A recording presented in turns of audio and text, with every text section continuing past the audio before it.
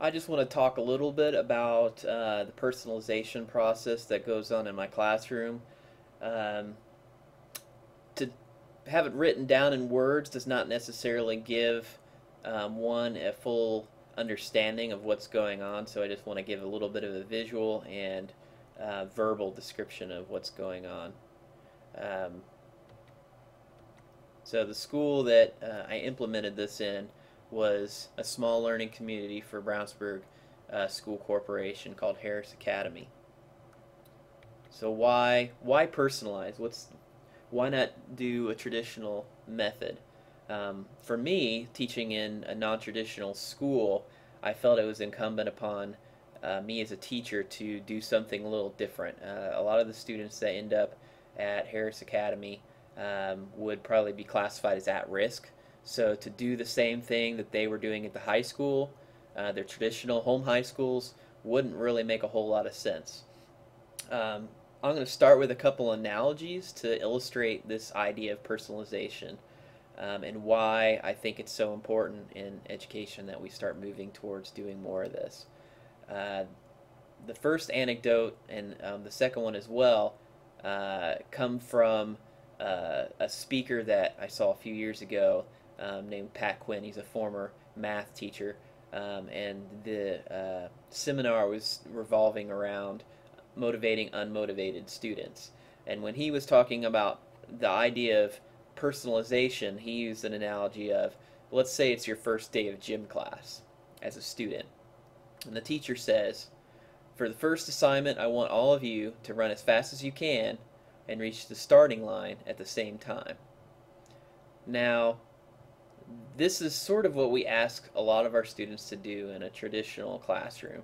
We say, okay, we're going to start the first day, and we have all these standards to cover. We're going to go through them all, and then by the time we get to the end of the school year, everyone will be at the same place. Everyone will have learned the same thing, and then you'll be ready to start the next class or the next school year from the same starting point.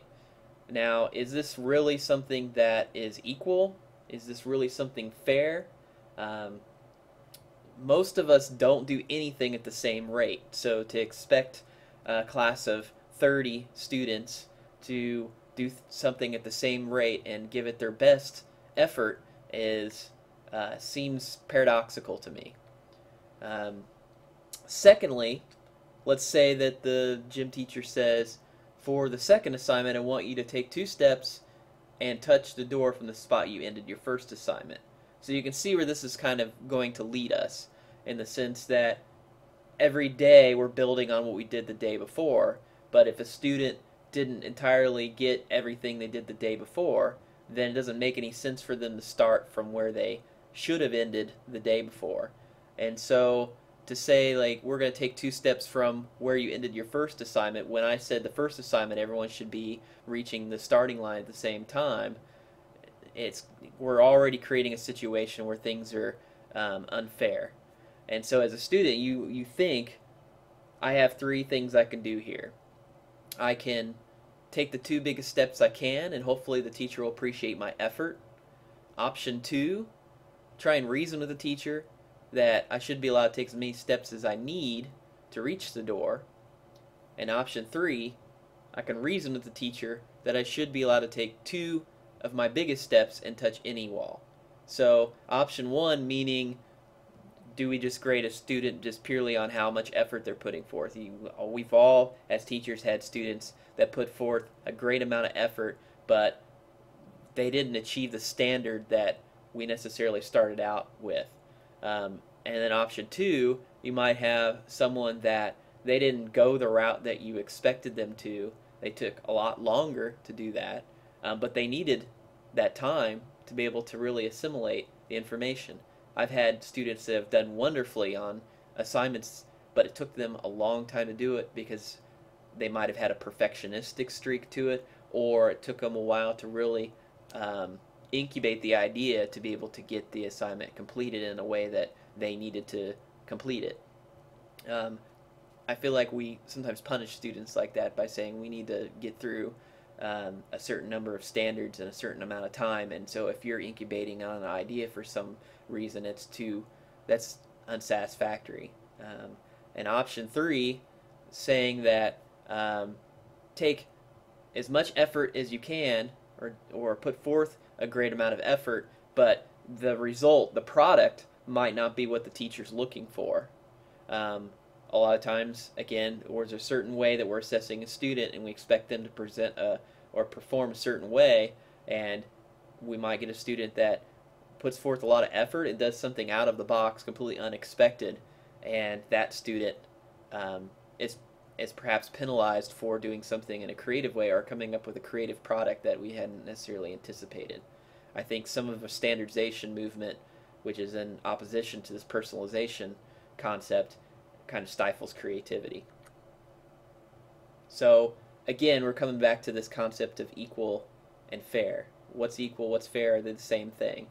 Another Pat Quinn anecdote that I thought was apt in this description is he would say during a parent-teacher night, he would empty out a box of 25 size 7 shoes, so the shoes are all the same size, and he would say, now I want everybody to put on a shoe.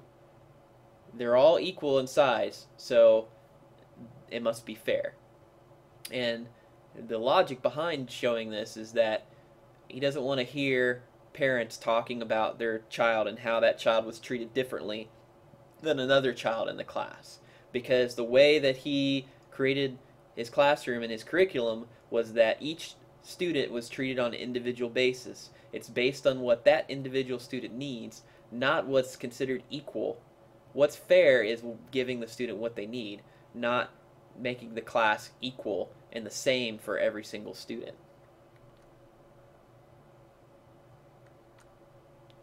So how can you be fair to students? Well, first of all, it helps to have the right environment. Teaching in a small learning community certainly helps with that, although I'm not saying that you can't do this in a class of 30. Certainly I've had, my biggest class was about 27, and it is a lot of work for the teacher to be able to personalize for that many students, but it can be done. I've done it. But ideally it should be a smaller class for this to occur. And also it really helps to have an administrator or educational leaders that are on board with this concept, because you're going to push the envelope in terms of what's expected, in terms of standards. I certainly would hit all the standards, but the way that they were the way students would demonstrate their knowledge was certainly out of the box in some cases. And if you have an administrator that understands that and is willing to support you on that, that goes a long way towards being able to personalize the curriculum in a way that is fair to students. So how do you personalize? Well, at Harris, part of the personalization process is, like I said, it's smaller, but also the standards in terms of what we expect for a student to master the material and earn a passing grade is different. We expect students to earn a 75% or better. If they get a 74%, that's a failing grade. So that bar is set. That's sort of the trade-off if a student says, well, we're going to come to Harris, we're going to get individualized instruction, it's going to be a smaller class. Well, we expect more in terms of their ability to show that they know the material. So again, just give you an idea of what's going on with the students that typically come to Harris. So when I'm personalizing this stuff, I'm personalizing the curriculum with the intention of doing something different from what's going on at these students' home high school. It was probably much more traditional there, so for me to do a traditional curriculum really wouldn't make a whole lot of sense, because a lot of the students that ended up at Harris would be classified as quote-unquote at risk, and so it really wouldn't be fair to them to do the same thing that they just came from. And a lot of the students, when they're coming to Harris, they do it because they need to accelerate credit recovery. They've fallen behind. They may need to go to a smaller school for social or emotional issues. They might have childcare needs. There's a childcare facility within Harris because some of our students have children of their own, and they might need flexibility because they work 2 or 3 jobs, because they might be out on their own, independent of parents, and so they got to make ends meet, but they need a flexible schedule to be able to do that. So how is the curriculum personalized outside of doing things in a smaller fashion, individualized? The first component to that is the class is self-paced, meaning that you might have one student working on chapter 3, and then in the same classroom on the same day in the same period you have another student working on chapter 6.